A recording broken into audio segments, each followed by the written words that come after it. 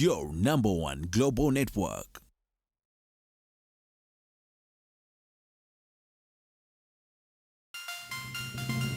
This is Diaspora TV, your #1 global network.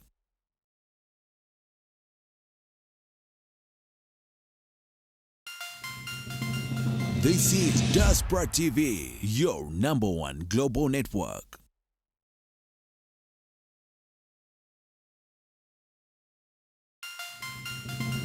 This is Diaspora TV, your #1 global network.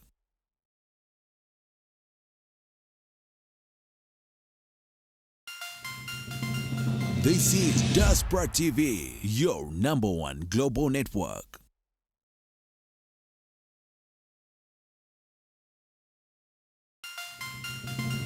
This is Diaspora TV, your #1 global network.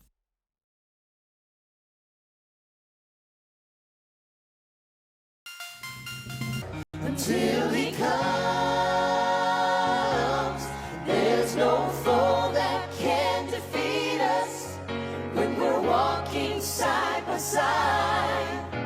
As long as there is love, we will stay. Let's take it a little higher. See, you're my brother, you're my sister, so take me by the hand. Together we will work until he comes. There's no foe that can defeat us when we're walking side by side. As long as there is love, we will stand. One more time. Sing. You're my brother, you're my sister, so take me by the hand. Together we will work until he comes. There's no foe that can defeat us when we're walking side by side. As long as there is love, we will stay. Let's take it a little higher. See, you're my brother, you're my sister, so take me by the hand. No other God, because there is no other God. No other than you are our Savior. Lord, help us to be people who take your gospel and share it with other men, with other people. Thank you for that grace to be able, and boldness to be able to share. Hallelujah, hallelujah, hallelujah. With others. Mukama febazibwe. For everyone, our families, Lord. Hallelujah. Be able to preach to them. But according to your word, Abooluganda Mukama febazibwe, mwebale nnyo okulogenga ku mukutu gwaffe nga bulijjo twebaza Katonda olunaku olwaleero olunaku lwakuna pray to the Lord of nga God, tuzze okuyigiriza ekigambo kya Katonda. the Lord of the house. Tubadde tukyalindako ku baganda baffe abali ku mukutu gwe omulala ogwa cyberspace, tulyoke tugende mu maaso naye muloginge on, muyite ab'emikwano, muyite abooluganda bajja tugende wamu tuyigire wamu. They'll get the opportunity. Amiina. Njagala musharinga enjiri eno, Jesus Christ njagala mujjeyo saved them, died for them. bayibuli zammwe, They might hear mujjeyo God ekkalaamu zammwe, that he gave them. tusobole okukola ki? Tusobole okuyigira wamu. In Jesus' name, Twebaza Katonda olw'ekiseera ky'atuwa and amen, okubeera and amen. nti tujja okuyiga nate. This session is no longer being Haleluya, recorded. haleluya. Abooluganda abali ku cyberspace mbaaniriza nnyo nammwe. Nsumba Kabuye n'abooluganda mwenna abadde ku cyberspace, mwebale nnyo okubeera mu kuyiga kubanga ekigambo kikulu nnyo okutegeera omununuzi waffe nga Musumba Kabuye bw'abadde ayigiriza nti teri linnya ddala lyonna, teri eyatununula ali omu, ate tagenda kuddayo ku musaalaba kutununula, kiri eri ggwe awulidde enjiri n'okkiriza oyo okufa n'okuzikibwa n'okuzuukira bw'okkiriza ng'ololokose. Amiina. Mbaniriza nnyo nate ku lunaku luno olwokuna bwe tujja okuyiga ekigambo tukiyiga mu lulimi olwaffe Oluganda, era neebaza abali ku Facebook, YouTube, Twitter, Instagram nti mugezeeko okuyita mikwano gyammwe baganda bammwe, kubanga buno bwe bulamu bwe tutambuliramu ng'abakkiriza. Naabo omulundi gwo nga gwe gusoose okubeera nti owulira ologenze ku mukutu guno Back to Bible Truth, yita ab'emikwano, jjayo bayibuli yo ng'abo ababadde bayiga naffe, jjayo ekitabo kyo, jjayo essimu yo, kubanga tugenda kusharinga ekigambo kino. Jjayo peeni kubanga ogenda kuwandiika. Tuwandiika notisi bwe tujja mu kuyiga kuno, tuwandiika notisi ne tuzissa wansi ne tuddayo ne tuzikebera. Olwaleero tukyakuyigiriza kwe twatandika kutubaddeko era ebbanga eriwera, okutegeera endagaano enkadde n'empya okuyita mu Kristo. Kristo kye kitangaala kyaffe, kye kigambo kye tusoma ne tweraba. Amiina. Kristo kye kigambo kya Katonda. Teri asobola kusinkana Katonda nga tetukoze tayise mu Kristo. Era kyembudde mbaaniriza olunaku olwaleero. Co-host nina Suzeti Sajabi, Prophet Suzeti, nina mukyala Mubiru nga yali mu byuma era yali ku kamera, naye nga ffenna tuyigiririza wamu. Mukama atuwadde mandate ey'okubuulira ekigambo kya Katonda n'okubeera nti tusomesa abantu okutegeera Bayibuli, okuddayo kyekyo kibagamba back to Bible truth, okuddayo okwezuula nga kikugwanira ggwe oddeyo osome ebyawandiikibwa bino, naye nga tobisomera mu ndowooza yo, obisomera mu byawandiikibwa nga byogera gy'oli. Kati era tubadde tubasaba nga tetunaba kutandika mu ddakiika eno emu osheyalingira ab'emikwano gyo bayite nti waliwo ekigambo ekigenda okuyigizibwa, kubanga bw'omala okutegeera endagaano enkadde n'empya, bino si bitabo butabo, naye enkolagana eyaliwo mu ndagaano enkadde, Katonda ng'akolagana n'abantu ab'endagaano enkadde ne Katonda ng'akolagana n'abantu ab'endagaano empya. Mwoli kati gwawe ampuliriza olunaku olwaleero mwotambulira, kubanga bw'onoomanyi ekyo entambula yejja kuba bulungi. Taata tukwebaza olw'akaseera kano, buli lwe tujja mu maaso g'okuyiga ne tufuna okubikkulirwa n'okutegeera n'okumanya eri abo bonna abalogenze ku mukutu guno nga bakyalina veero y'okutegeera kigambo kyo, ebaveeko mu kaseera kano.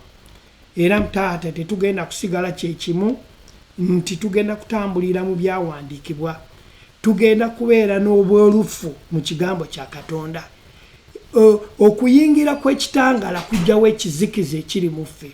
Nkwebaza taata olw'omulimu ogukolebwa mu ffe wano, nti otuwadde okubeera abatabaganya eri abo abatannaba kumanya, era ng'ekigambo kino kibuulirwa abo abasibiddwa basumulukuke, abalina endwadde tuzigoba mu linnya Yesu Kristo omwana Katonda omulamu. Era twebaza olw'akaseera kano k'otuwadde, era twebaza olw'erinnya Yesu. Erinnya Yesu lirina amaanyi, erinnya Yesu lirina obulamu, n'omwoyo omutukuvu atudde mu ffe, gwe tutayita buli lunaku jangu, naye oyo abeera naffe olubeerera. Byonna tubisabe nga tuyita mu linnya ly'omwana w'omuyeka Yesu Kristo mukama waffe, by'omu n'agamba nti amiina.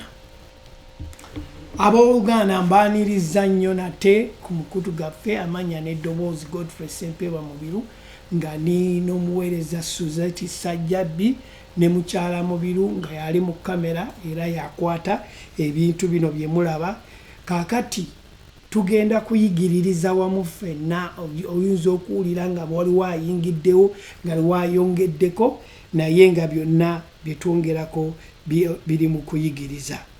Tuzze tutunuulira era nga tuyigiriza ekigambo kino eky'endagaano empya n'enkadde, okukitegeera nga tuzze tuyigiriza okwawula nti endagaano enkadde nkolagana era endagaano enkadde ewandiikiddwa ku bipande eby'amayinja ate endagaano empya ewandiikiddwa mu mitima gy'abantu.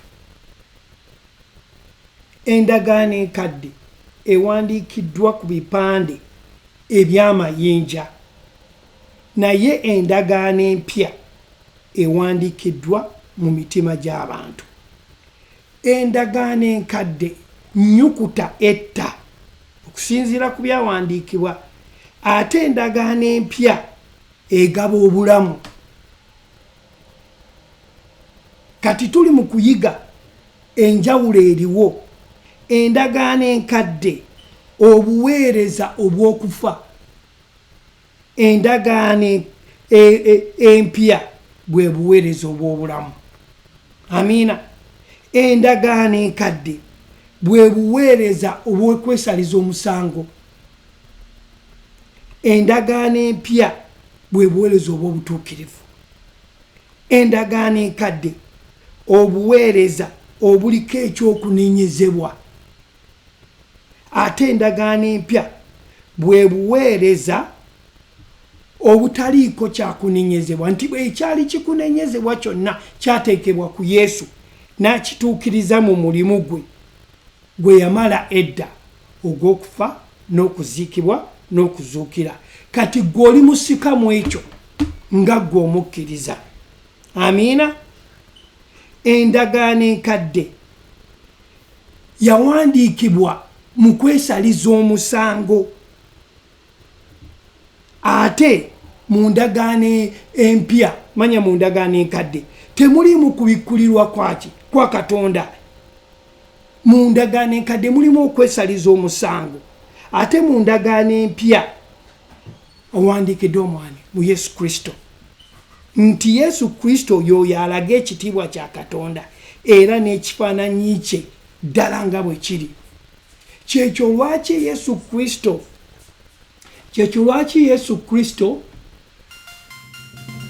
This is Diaspora TV, your #1 global network. nga alaga Katonda kyali era kye yali mu ndagaano enkadde. Kati ekitegeeza nti mu ndagaano enkadde tulaba Yesu biki byakoze wano mu njiri ennyanga mulamu. Bw'abanga talina gwe yatta ekitegeeza ne mu ndagaano enkadde takola ki? Tatta. Atulaga embala ya Katonda. Agambye wano nti oyo yalaga ekitiibwa kya Katonda era n'ekifaananyi kye ddala nga bw'ali. Kati endagaano enkadde tweraba okutegeera Katonda mu Kristo. Ate manya mu ndagaano empya, mu ndagaano enkadde tereeta kubikkulirwa kwa Kitaffe. Ekitegeeza mu ndagaano empya tulina omwoyo wa Katonda.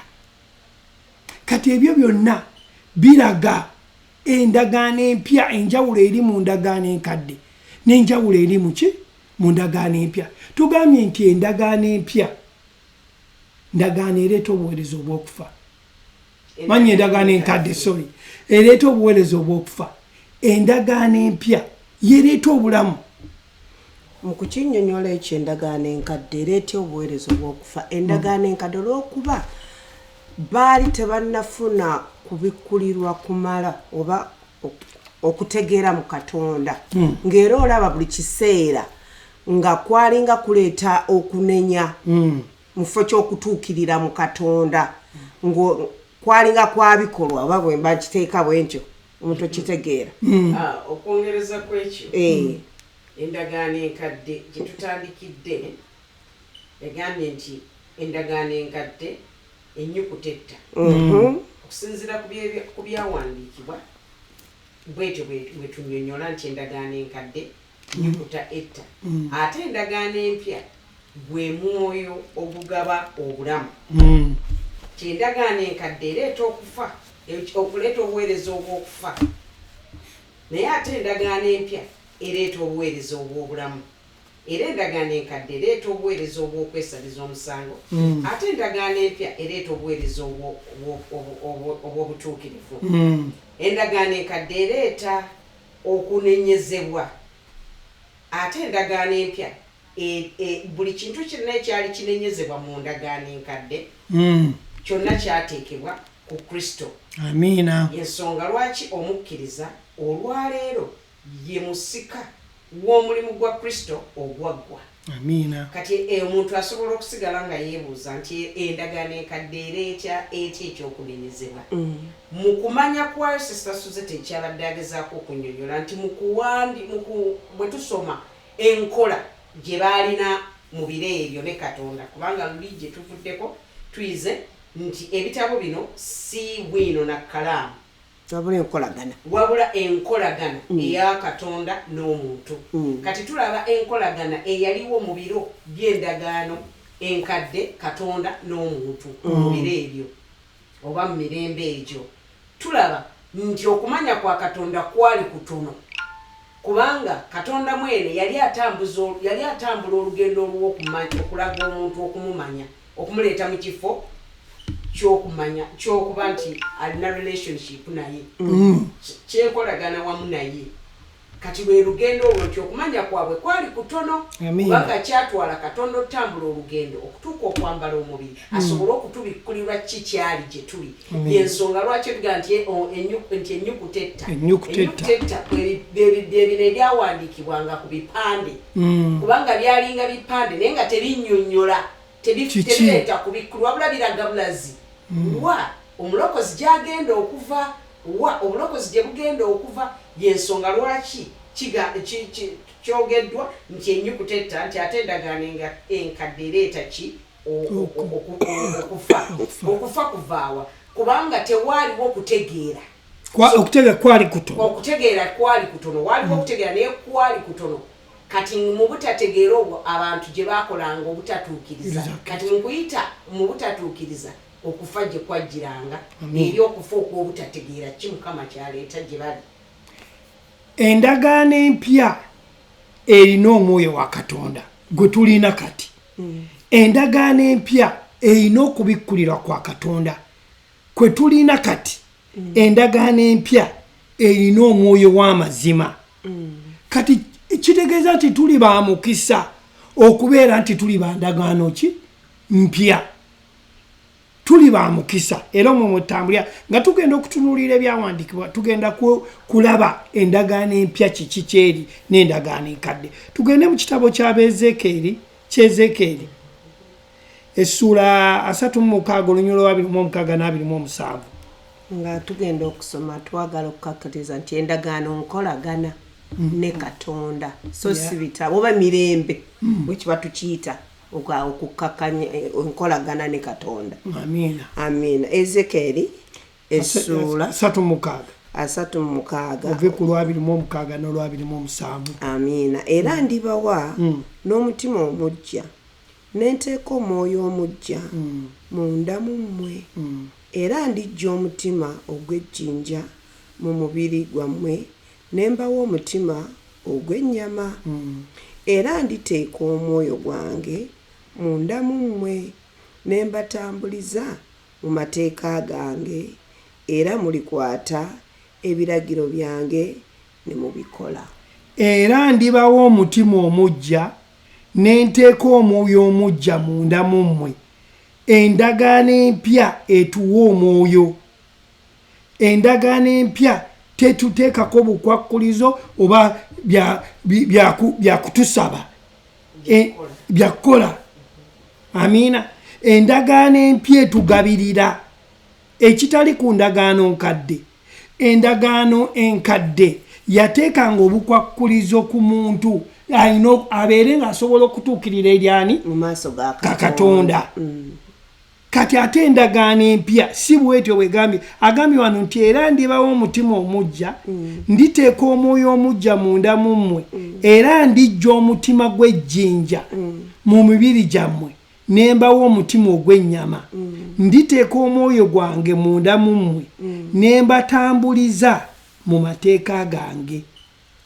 kati ekyo kye tulimu yawandiika mu mitima gyaffe twakisomye wali nga tutandika kati ekitegeeza nti endagaano enkadde erina obukwakkulizo bwetuteekako ate gwe omuntu bw'otasobola kukola ki kutuukiriza endagaano empya eri mu Kristo ekitegeeza nti Yesu Kristo yatuukiriza obwo obukwakkulizo bwali butugaana okutuukirira gye tuli kati tuli basika bw'omulimu ogwaggwa muki mu Kristo Yesu anti bwe twakkiriza ekigambo kye wano Ezekeri yali alagula ng'ayogera ebigenda okubaawo obuliyitibwa ne tuli mu ndagaano enkadde nti endibawo omutima omujja ng'ayogera ku kufa kwa Kristo kyagenda okutuukiriza ku musaalaba nti bwe yamala okufa bw'ati yali mu mubiri ng'omuntu yayambazibwa omwoyo Katonda yayambazibwa omubiri n'abeera mu mubiri n'aziikibwa n'afa n'aziikibwa n'azuukira bwe yazuukirira mu mwoyo guno ffenna olina omwoyo gwa Katonda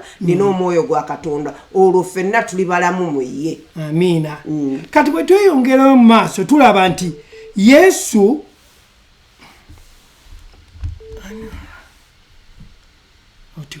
bwe tweyongerayo mu maaso tulaba Yesu nga bwe yatuula ku mukono ogwa ddyo ogwa Katonda kitaffe n'azuukira okuva mu bafu bwe yazuukira okuva mu bafu n'afuuka oba kyeyava afuuka ekibala kyeyabeera omwoyo omutukuvu ti n'afuuka omwoyo omutukuvu ekyo kyeyavaamu kati ffe tulina omwoyo omutukuvu amiina babadde batadde ku hodi bofunyemu essimu ebadde batadde ku hodi kale kanzikize wano genda maazi kati kanyongereze ku kintu kyobadde oyogerako nti Yesu yatuula ku mukono ogwa ddyo ogwa kitaffe bw'amala okuzuukira mu bafu waliwo ekibala ekyabaawo ekibala ekyo kye mwoyo omutukuvu ogwava mu kuzuukira kwe twafuna omwoyo omutukuvu nga ensigo ebeera ne kyezaala kyekibala kati okuyita mu kufa kwa Yesu twafuna omwoyo omutukuvu gwalabisibwa era gwe guliwo ekyo kyava mu kubonyaabonyezebwa kwe ensonga lwaki twafuna omwoyo omutukuvu omwoyo omutukuvu ono yatufuula okuba abaana era omwoyo omutukuvu ono yatuzza obujja omwoyo omutukuvu ono aliwo mu buliwo gye tuli okuyita mu kufa mu kuziikibwa ne mu kuzuukira kubanga awataali ebyo tetwalibadde tetufuna mwoyo omutukuvu ono naye olw'okuyita mu kumbonyezebwabonyezebwa era n'ekiddako kyekitiibwa ekigoberera kyekyo kye tulaba omwoyo omutukuvu eyaweebwa ku lunaku lwa Pentekooti mu bikolwa by'abatume essuula ey'okubiri kati katugendeyoko tusome mu bikolwa by'abatume tusobole okulaba ekintu ekyo bikolwa by'abatume essuula 2 olunyiriro 14 n'olw18 bikolwa by'abatume essuula 2 tandika ku lunyiriro 14 naye Peetero bwe yayimirira nabali 11 n'ayogera waggulu n'abagamba nti abasajja Abayudaaya n'abatuula mu Yerusaalemi mwenna mutegeere kino era muwulirize ebigambo byange abantu bano tebatamidde nga mmwe bwe mulowooza kubanga yessaawa ey'okusatu ey'emisana naye bino bye byayogerwa bannabbi Yoweeri nti olutuuka ku lunaku ez'oluvannyuma bw'ayogera Katonda ndifuka omwoyo gwange ku balina omubiri bonna batabani baabwe ne bawala baabwe balyogera obunnabbi n'abalenzi baabwe baliraba okwolesebwa n'abakadde baabwe baliroota ebirooto weewaawo ne ku baddu bange n'abazaana bange mu nnaku ziri ndibafukira omwoyo gwange balyogera obunnabbi kati bwe tutunulamu wano tulaba nti mu ndagaano empya yayiwa omwoyo we naye teyayiwa mwoyo we bwe tuwulira ekigambo yayiwa omwoyo si wansi yagambye nti yayiwa omwoyo we buli ku kirina ki omubiri. Tulina ebintu bibiri bye twagala okwawula wano tusobole okuyiga. Tugende mu bikola by'abatume essula 2:33. Sura 2:33 lugamba bwe luti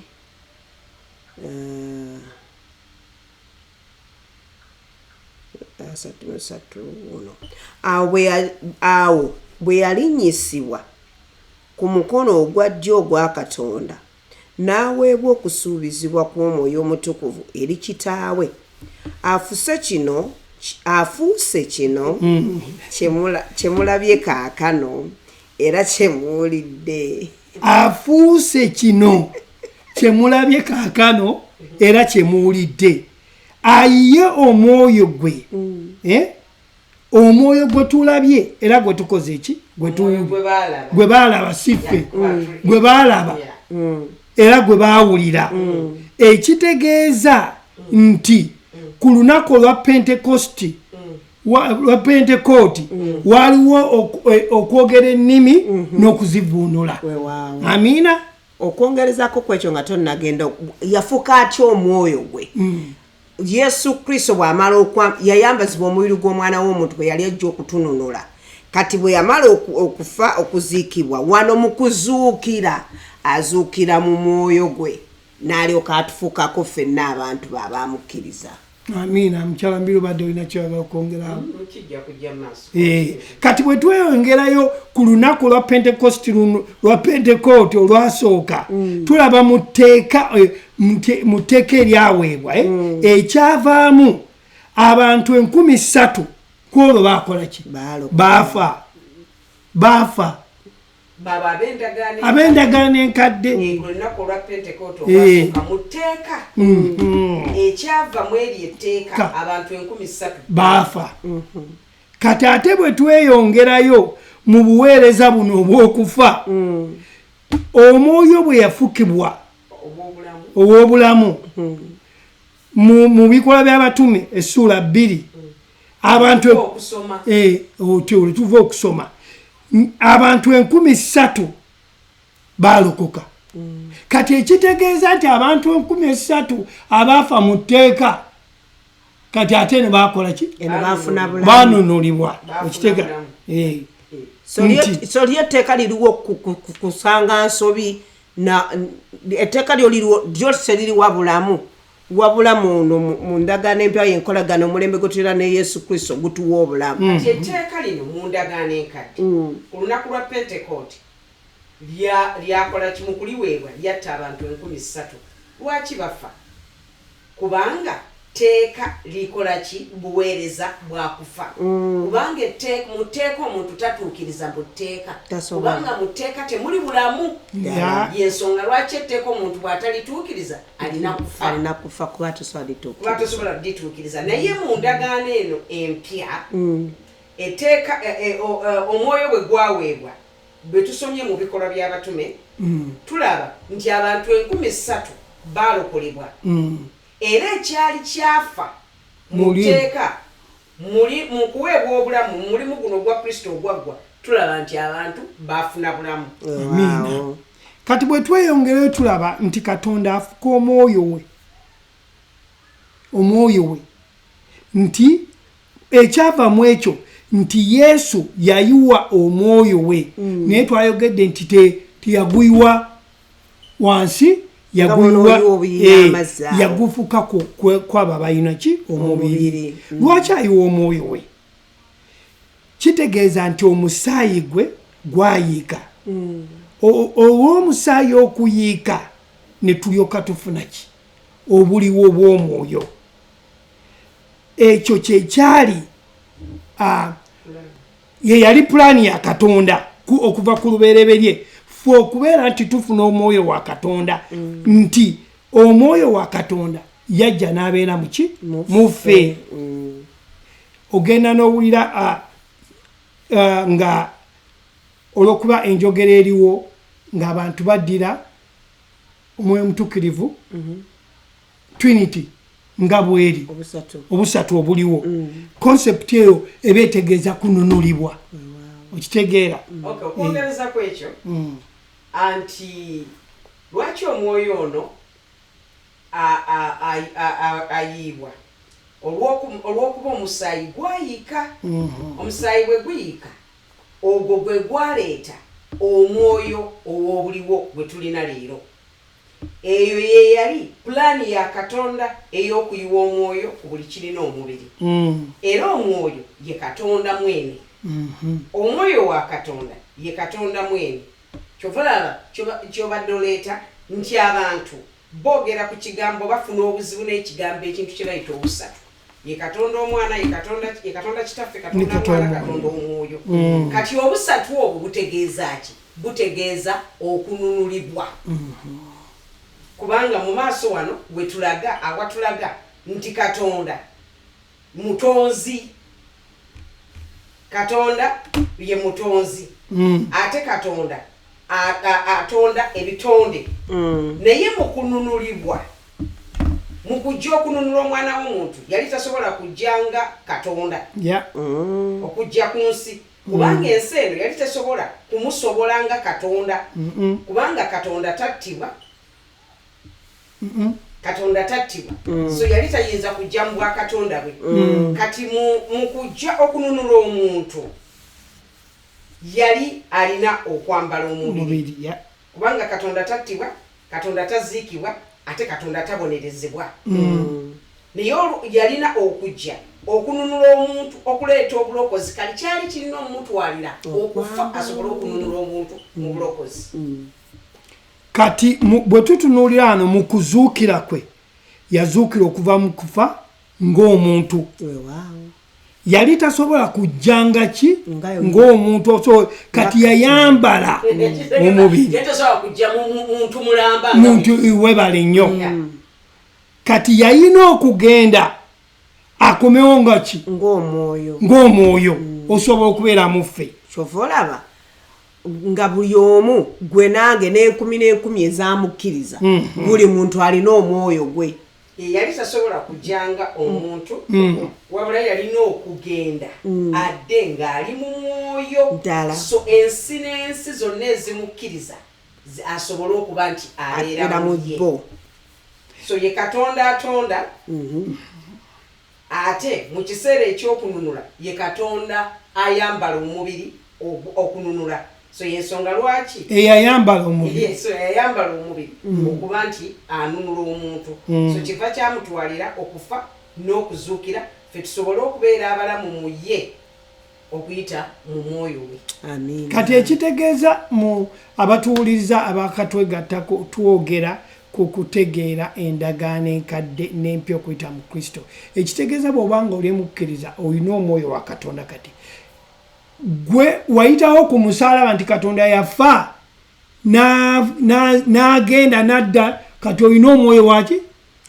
oluvannyuma lw'omukkiriza kubanga yazuukira mu bafu atudde ku mukono gwa ddyo okitegeera kati omwoyo wa katonda ali mu ffe amiina nkyalambira obaddeyo nakyoyongerako era ye muntu omu oyo gwe wafuna omwoyo wa katonda ku lunaku lwe wakkiriza abazaalibwa omulundi ogwokubiri wafuna omwoyo wa katonda era omwoyo wa katonda oyo atuula mu ggwe ate omwoyo wa katonda oyo tajja mu bitundutundu nedda omwoyo wa katonda ajja yenna olunaku lwokkiriza lwowulidde enjiri n'okukkiriza lwe lunaku lwofuna omwoyo wa katonda ate omwoyo omutukuvu ono tasukkuluma ku muntu yenna ffenna betukkiriza omwoyo omutukuvu tasukkuluma nti omusumba yekka yabeera naye oba omusumba ali sipiriya yabeera n'omwoyo nedda omwoyo oyo ffenna tumutwala kubanga age nti aliiwa omwoyo we ku buli kirina kati ekitegeeza omwoyo sisita suzeti gwayina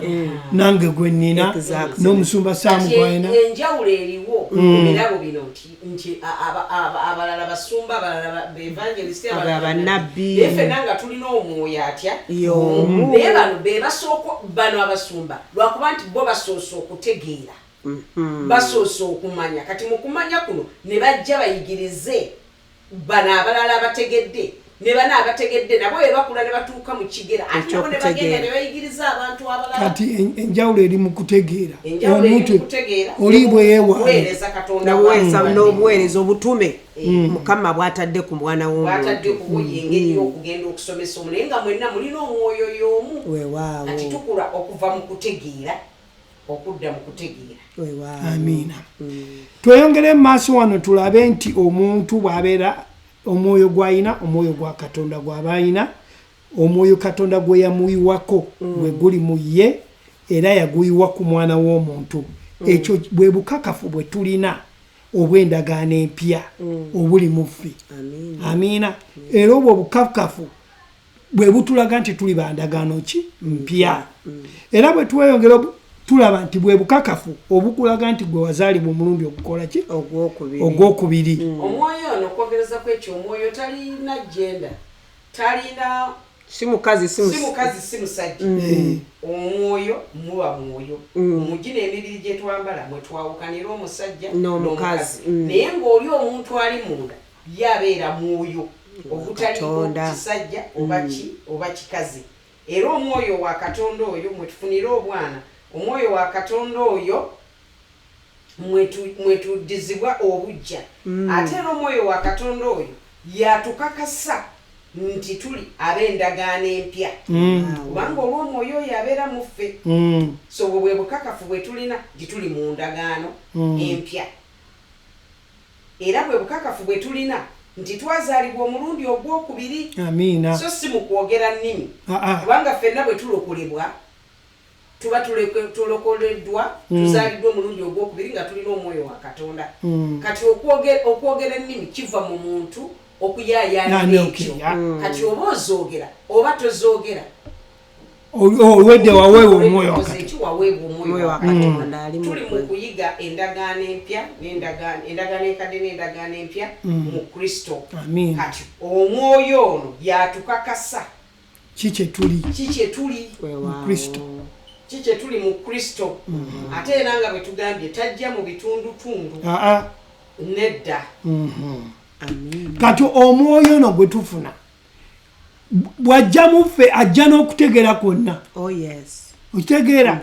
bw'ajja n'okutegeera kwonna kati mulimu otandika okukula mu ggwe bw'obeera n'okuyaayaana ekitegeeza nti waliwo essala z'otajja kuddayo kusaba okitegeera ate ez'okumuyita nti ate jangu ng'ate atudde mu ggwe anti era nga musomesa bw'obadde otusomesa nti kiva mu kutegeera kubanga nange kamwa kwogera buli lwe twakuŋŋaananga ku Sande nga mukoowoola ng'era jangu omwoyo omutukuvu ke jangu oyogere naffe kati mmaze kutuula wansi w'abasajja abategedde okusinziira ku kutegeera kwe nali nina nti omwoyo wa Katonda ono nti Kristo bwe yafa n'azuukira n'akomawo mu mwoyo olwo ali mu nze seetaaga ate mukoowoola okitegeera atudde mu nze kati bayibuli egambye nti ekizaalibwa omubiri kiba ki kizaalibwa mubiri n'ekizaalibwa omwoyo kiri ki kizaalibwa mwoyo kati twazaalibwa mwoyo amiina newankubadde abazadde bazaala ki mibiri naye kati twazaalibwa mwoyo naye kati olina okukitwala gwe n'omanya nti kati bagita status gye ndimu yakuzaalibwa mwoyo obulamu enina ekizaalibwa omubiri kiba mubiri n'ekizaalibwa omwoyo kiba mwoyo kati bazaala omubiri kati nze okuba nti nkonectinga n'obwa Katonda kubanga Katonda mwoyo nina kuzaalibwa mwoyo wa Katonda kikiva kintwala okukkiriza mu Kristo okufa kwe n'okuzikibwa kwe n'okuzuukira kwe nze nsobola okuba nga mbeera mu kifo kiri kye yategeka olubereberye ekyokuba nga nina enkolagana naye yensonga lwaki omwoyo woono yangattaganya ku ye amiina kati ekitegeeza nti nazaalibwa mwoyo omwoyo wa Kristo ali mu nze kyava nfuula omwoyo w'obwana omwoyo w'obwana yoyo omwoyo w'omwana gwe otyo omwoyo oyo ayatuzaala era ye mwoyo atufuula obujja amiina yensonga lwaki ebiseera ebisinga tulina esaala zetutalina kusaba nga tumaze okutegeera Sister Suze tebwabadde annyonnyola esaala zetulina okusaba nga zakutegeera si ze zino eziringa eziga nti Mukama nnyamba Mukama tagenda kukuyamba kubanga yakuyamba yakujja mu kinsi ey'ekizikiza n'akuleeta mu bwakabaka bwe obw'ekitangaala obw'omwana we already amafuta gali mu ggwe kubanga ye mafuta musumba timu abadde akyogerako nti Kristo ge mafuta kati teweetaaga mafuta ga njawulo kubanga ye ge mafuta ate awo waliwo essoma eddala nti bwe tumusomera mu njiri ennya tumulaba eyafukibwako amafuta twakisomesaako ddako era okukijjukiza nti mu njiri ennya mu Matayo Luka Matayo Marko Luka ne Yokaana mu njiri ennya awo tumulaba mu buliwo nga yafukibwako amafuta bw'amala okufa n'azikibwa n'azuukira tumulabye wano nti atudde ku mukono ogwa ddyo ogwa kitaffe kati awo takiyafukibwako mafuta kubanga already yatuukiriza kubanga kati yatuukirira luli yabeerako bubenzi mufukeko mafuta kubanga yali ku mission enunula omwana w'omuntu kati bw'amala okununula omuntu kati aweereddwa obuyinza obujjuvu obwo atudde ku mukono ogwa kati kyali oli Yesu omunnazaaleesi tolina mulabira mu Yesu omunnazaaleesi takyali mu kibaya tolina mulabira mu kibaya wabula olina okumulaba nti obuyinza bwonna abulina bupeereddwa ate bwabuwamaze okubeera nabwo abutuwa kubanga obwo obuyinza buyinza bwaffe si bwaffe yajja kubutuwa yajja kubutuddiza wali Adamu we yali abugabye yajja kubutuddiza kati awo mukkiriza bino byalina okutegeera n'amanya yensonga lwaki waliwo essaala zatasaba ddala zakuyamba Mukama otuyambe abayambe yakuyamba ddala akununula kati mwebaze ng'ebikola nokwebaza nkwebaza olw'okunnunula nkwebaza olw'ekisaakyo bwe kituuka mu mizimu agenje egyo mugobe tugoba bugobi togyegayirira obubonero n'ebyamagero bitugoberera weereddwa obuyinza okulinnya ku misota ne ku njabi ez'obusagwa buli kintu kyonna ekiwakanya enkola y'obwakatonda ng'ogoba tugambye nti kyogere tukivunule kyogere mu luzungu yokulwanyisa byaffe si byamaanyi naye byamaanyi okuyita mu Kristo okitegeera ng'endowooza zaffe kati gino tetugigoba egyo emize tugireeta okubeera wansi w'obuyinza wokukkiriza ekigambo kya Katonda emize ng'obubbi bwenzi olina obiteeka wansi endowooza yo gy'olina gy'olina okutraininga n'ofuna self control bwakawala wekeeyisaawosawo nga kambadde obuntu nga kakunamye gw'ofuna self control mu linnya erya Yesu ng'ogizaayo weewaawo era tubadde twogera ano ne tugamba nti omwoyo wa Katonda bw'ajja ajja fulemu ng'ajjudde okubeera mu gwe tojja mu bitundutundu tajja n'agamba nti leero ŋŋenda kujja nzije mu kitundu n'ekitundu no yenna ajja n'atuula mu ggwe gw'osuza Katonda oli nnyumba ya Katonda bw'omala okulokoka ofuuka omwana wa Katonda naye mu ffule si mu bitundutundu mu bwakatonda bwonna amiina kati okula buli lwe weeyongera okwewaayo eri ekigambo kya Katonda okula n'obeera nga olina ebintu by'okyakyasaba mukyala mbi abadde akiggumizaano nga olina ebintu by'otakyasaba nfukaako omwoyo wo nfukaako empewo yo okitegeera omanyi nti waliwo wootuko nga muyingidde mu kusaba n'osirikiriramu oti n'owulira ebigambo abantu bye basaba nalina mukwano gwange gwe nagenda naye nga tukyali e Canada tugenza okusiiba n'okusaba kati jjukira baali batugambye tusooka kwenenya tusobole okutukula tusabye omusajja atu naye akkiriza Katonda tusandise nze ntandise nkaabye nkubye ebyobe ng'afiiriddwa Mukama ndi mwonoonyi lukule kati gwe nagenda naye okusaba n'abivaako nala suzette kati zisobola kusaba nawe wataani wabaawo olw'okuba enjigiriza abatusomesa tetusobola bagamba nti tebatusomesa naye nabo kwe kutegeera kwe baategeera at that time naye mukama yeebazibwe nti naffe tututte obuvunaanyizibwa bayibuli ku ntiko okwesomera bayibuli n'otegeera okitegeera kati ensaba eyo bwetyo tetukyagisaba waliwo okusoma bayibuli naye waliwo okuba nti otegeera empandiika eno gye bagiwandiikamu okusobola okuba nti otegeera okubikkulirwa kwa katonda ekyo kitwala katonda mweno okubikkulira ate era ne kitwala abasajja ba katonda n'abakazi ba katonda abategedde okuba nti bakusomesa ebyawandiikibwa bino okusobola nti obitegeera nti bw'ogenda naawe okusoma osomera mu kutegeera okwo osomera mu kitangaala ekyo ekya kristo kubanga omuntu bw'obanga ebyawandiikibwa okyabiraba kifuula nnenge kiba kitegeeza nti amaaso go gakyaliko ekifu ku maaso gakyaliko ekikirikiddwako kiba kitegeeza oba olina okuba nti gabikkuku osobola okutegeera ebyawandiikibwa amiina kubanga tosobola kubeera nti ng'omuyita ng'ate mu byandikwa bitutegeezezza mu Bebulaniya 13:5 Owebulaniya kijja wakijja mu kyamateeka olunyiri olw'omunaana nti agambye nti siribaleka tagenda kutuleka agenda kubeera wamu naffe kati bw'abanga tagenda kutuleka agenda kubeera wamu naffe kiba kitegeeza ali munda muffe mwabeerera naye sometimes mu bulamu tugetinga frustrated ne tulowooza oba atulese ezo ziba frustration ng'ezo mu buntu naye nga mu kumanya ne mu kutegeera kubanga obulokozi buno si bwa feeling obulokozi bwa kumanya kyenvudde oluusi ngamba sister Suzette nti katulina okuddayo CDs ezimu tuzirivisinge mu nnyimba tuddemu tulabe ennyimba zino ze wayimba ddala ebigambo byazo mulimu ebigambo bye tuyimba n'ebyetwogera nga bitujjako obuliwo bwa Kristo mu mutegeera ng'ogamba nti ate obannakkiriza Kristo kati ate lwaki njogera ebigambo bino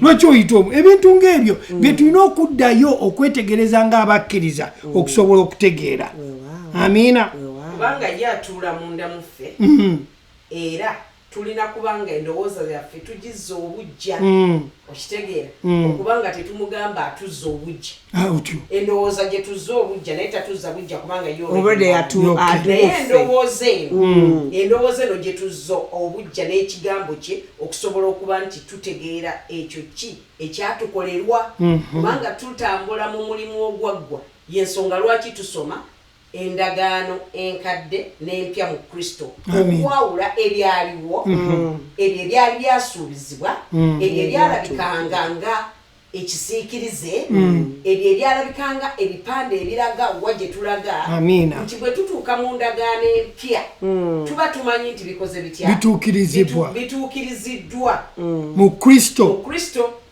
kati bwe tubeera mu Kristo nga tumanya ebyo ebyatuukirizibwa mu Kristo naffe bituukiridde biba bituukiridde muffe kubanga ali muffe omwoyo wa Katonda ali muffe era atuula muffe era asula muffe kati ekitegeeza njagala ojjukire luli twayigiriza nti eggulu n'ensi byatondebwa ku bwaki muntu kati omuntu yatondebwa ku bwaki Katonda asula mu muntu oba abeera mu muntu kati ffe eggulu webale nnyo ekyo kikulu nnyo bw'omala okukitegeera eggulu n'ensi byatondebwa ku lulwo nange omuntu yatondebwa ku bwa Katonda omuntu oyo yazaalibwa omulundi ogwokubiri ye muntu gwe twogerako wano eggulu n'ensi nti omwoyo gwe lyeggulu omubiri gwe yensi amiina bw'omala okutegeera ebintu otukategeere bulungi omuntu yatondebwa kubanga luli ku wiiki ewedde kyetwasomesa eggulu n'ensi byakolebwa ku lwa muntu omuntu yatondebwa ku lwa Katonda Katonda atuula mu muntu omuntu omuntu Katonda yenjuye Katonda enjuye ye muntu Katonda enjuye ye muntu era buno bwe bukakafu bwe tulina mu ndagaano empya omwoyo wa katonda nti ali mu ffe weewaawo era bwe bukakafu obukakasa nti eno y'endagaano empya olw'omwoyo oyo wa katonda atuula mu ffe kati omuntu kubanga kati tulina okuba nti tubikkulirwa okutegeera ebyandikibwa bino ki kye byali bitegeeza omuntu omwoyo we yeggulu omubiri guno yensi kati omukkiriza eyazaalibwa omulundi ogwokubiri ali mu ggulu ne ku nsi ali mu ggulu ne ku nsi kubanga katonda atuula mu ye kati kyova olaba nti bw'omala okutegeera nkyakiggumiza nnyo nti bw'omala okutegeera ebintu bino eby'omwoyo pawulo kyavudde atusabidde nti amaaso gaffe gabikkuke okumanya bino ebintu by'omwoyo. Tugende mu Baluumi 8:1 n'eyokubiri. Baluumi 8:1 egamba nti kale kaakano tebaliiko musango abali mu Kristo Yesu kubanga etteeka ery'omwoyo gw'obulamu mu Kristo Yesu etteeka kankiddemu kubanga etteeka ery'omwoyo gw'obulamu mu Kristo Yesu lyanfuula ow'eddembe ne linzija mu tteeka ery'ekibi n'ery'okufa. Etteeka ery'omwoyo gw'obulamu mu Kristo lyanfuula ow'eddembe okunzija mu tteeka ery'okufa n'ekibi. Kati simanyi bw'oddayo olwokuba bw'oba tonnaba kufuna kutegeera gwe oddayo kwesaliza musango kye twayogeddeko wali ng'ate wano ekyawandikibwa kigambye tebaliiko musango abali mu Kristo Yesu kubanga etteeka ery'omwoyo ogw'obulamu mu Kristo Yesu lyafuula ow'eddembe okuyinza okunzija mu tteeka ery'ekibi n'obulamu. Ekitegeeza etteeka ery'obulamu obw'omwoyo eryo tulirina mu Kristo tulirina mu Kristo Yesu era etteeka ery'obulamu ery'omwoyo lyatufuula ab'eddembe okuva mu tteeka ery'ekibi n'okufa. Kiddemu nti etteeka ery'obulamu obw'omwoyo lyatufuula ab'eddembe okuva mu tteeka ery'ekibi n'okufa kubanga ekibi kyekyaleeta okufa ddala kati Kristo ajja okutununula okutujja mu kufa okwo. Weewaawo njagala oyongeremu okumenyaamenya abantu baffe basobola okutegeera abatuwuliriza ekyaleeta Yesu Kristo kiki? Kwe kujja okutununula okutujja mu butamanya buno mu butategeera buno obwaleeta ekibi n'okufa. Kati bwe tukkiriza Kristo tuba tukkiriza obwa Katonda ensonga lwaki tetuliiko musango. Okukkiriza Kristo tuba tukkiriza obwa Katonda y'ensonga lwaki tetuliiko musango abali mu Kristo. Kale muganda wange gwatuwuliriza toliiko kikolimo toli mukunamire toliiko kikolimo Bayibuli ekugambye nti tolina musango ate sigo byekolera wekka wabula omwoyo wa Katonda olwedda atuddemu ggwe Mukama yakikukolera dda. Kale ababadde bakugamba nti bajjajja baakukunamira oliko ekikolimo tukwegayidde olunaku n'olwaleero Mukama akuwa okutegeera otegeere nti toliiko kikolimo. Bayibuli egambye wano mu Baluumi nti toliiko musango gwali mu Kristo. Etteeka ery'obulamu etteeka ery'omwoyo w'obulamu lyakufuula ow'eddembe okuva mu tteeka ery'ekibi n'okufa. Bwe wazaalibwa omulundi ogwokubiri wafuuka wa ddembe ery'ekibi era n'oba wa ddembe ery'okufa. Amiina. Kubanga etteeka ery'obulamu ery'omwoyo mu Kristo walifuna nga liri permanent bwe wazaalibwa omulundi ogwokubiri omukkiriza mu Kristo. Kati ekitegeeza nti kati bw'omala okwezuula ne weemanya embalayo togenda kubeera nga osaba essaala ezitaliimu weeyogerako gw'olina kwerangirirako ebigambo so si kwekolimira nedda okweyogerako ebigambo ebyamaanyi okumanya embala yo kiki kyoli mu Kristo amiina okumanya nti wanunulibwa dda oli mutukuvu amiina omwoyo wa Katonda atuula mu ggwe kyembeera ne weeba ekulumbye etya era toyogera ng'ate atalina ssuubi ng'oba atamanyi nti oli mwana wa Katonda osinga n'omwana wa pulezidenti n'owa kabaka kubanga ate gwe oli mwana wa Katonda olina omwoyo wa Katonda embeera bw'ebezze olina kwogera ng'obwa Katonda bwe bulina okulaba mu mbeera eyo waliwo oluyimba lwe twayimbanga edda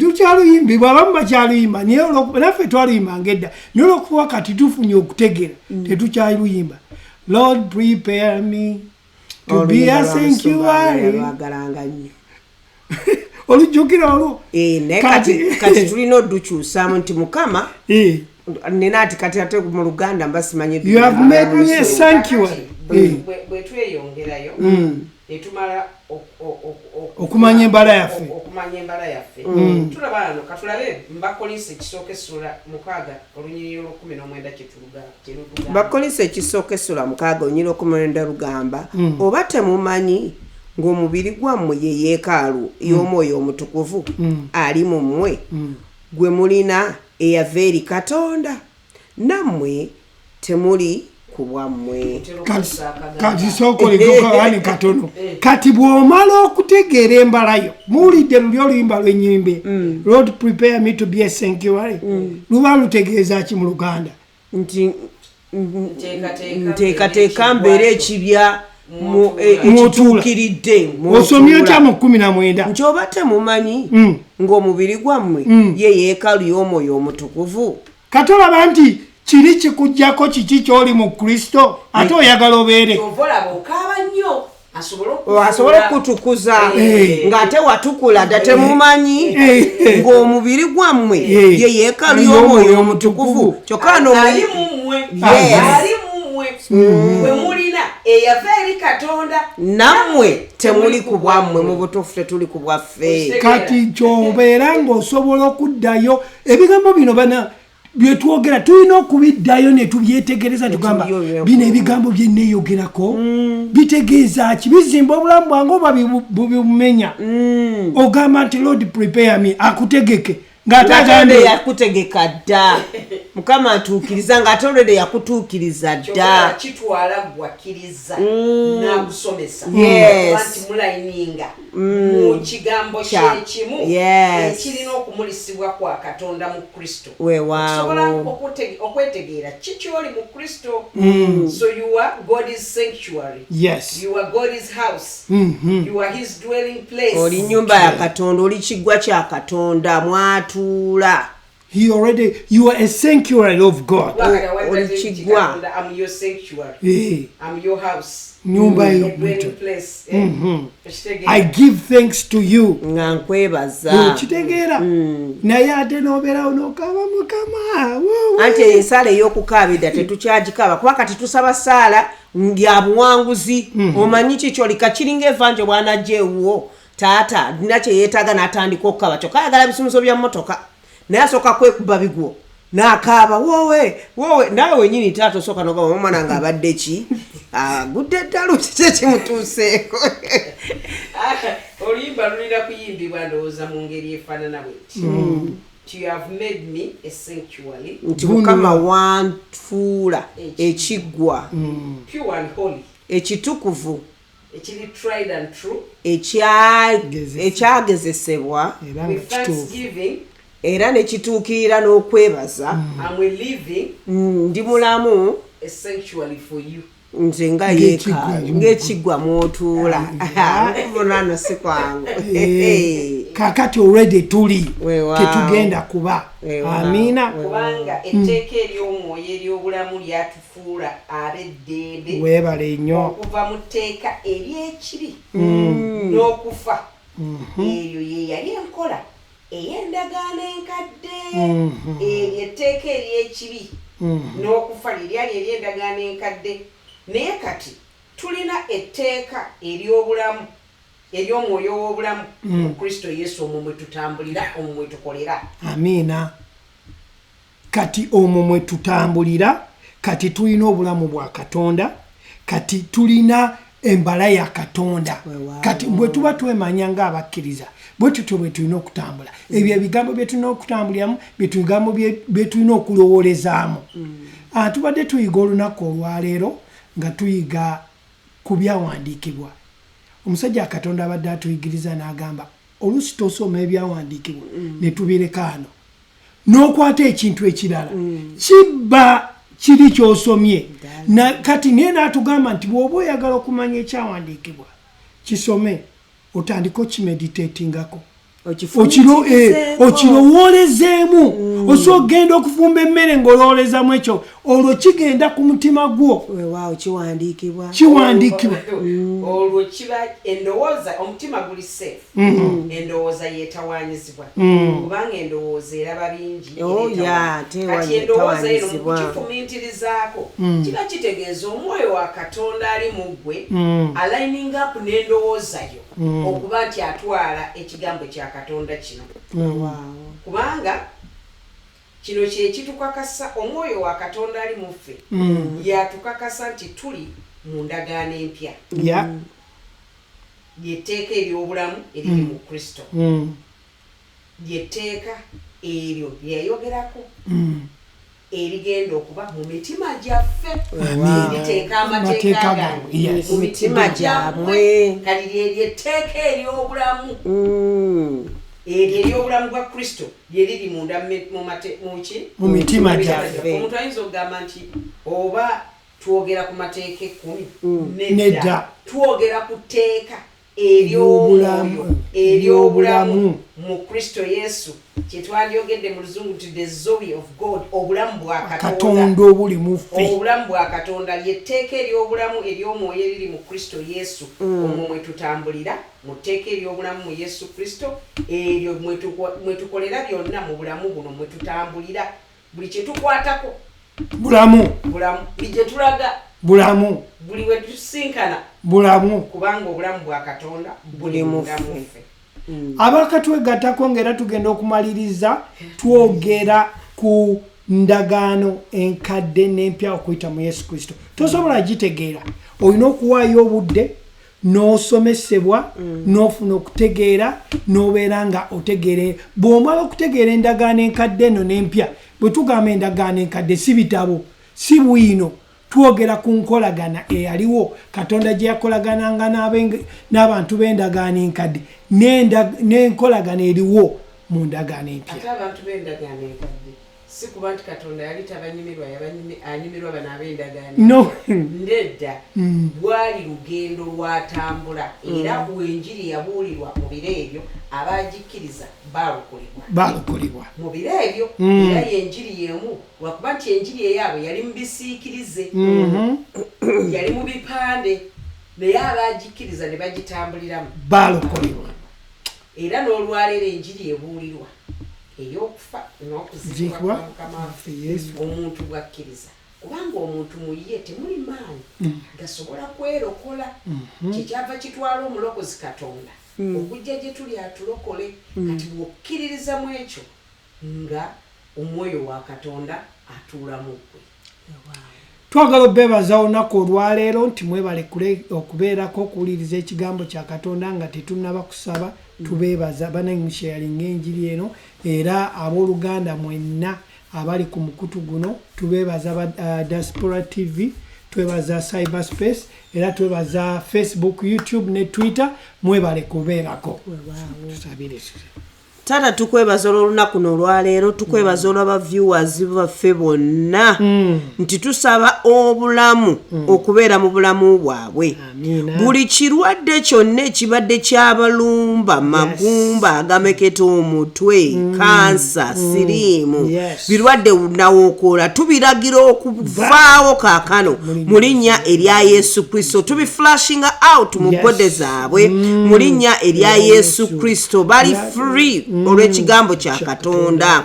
The law of sin and death, muli free mu buli kibi kyonna, muli free mu kufa kwonna, kubanga ekyo Yesu yakituukiriza ku musaalaba era akyafuga mu linnya erya Yesu. Tulangirira obulamu eri obulamu bwammwe, tulangirira ekisa okuyingira eri obulamu bwammwe, tulangirira obukumi bwa Katonda okubeetooloola. Leka okutegeera n'okumanya kweyongere, mweyongere okulining up n'ekigambo kya Katonda. Watondebwa nga toli wa kulemererwa, watondebwa nga oli muwanguzi, oyitibwa muwanguzi. Ekizaalibwa Katonda kiwangula ensi, owangula mu buli mbeera ebadde ekukutte, owangula buli mbeera ebadde ekunyigiriza, owangula obulwadde obubadde bukuluma ng'oli ku kitanda, owangula obulumi obubadde bukuluma mu magumba mu linnya erya Yesu, kubanga Yesu yakituukiriza dda. Kati kiri gy'oli gwe okutambulira mu buwanguzi obwo. Tukwebaza ayi Taata omutukuvu nti omwoyo otuyise eggulu lyo, ekyo nga kiyitirivu nga ky'amaanyi, otuula mu ffe. Kati nno kaakano tutambula nga twogeza obuyinza obwo obukolera mu ffe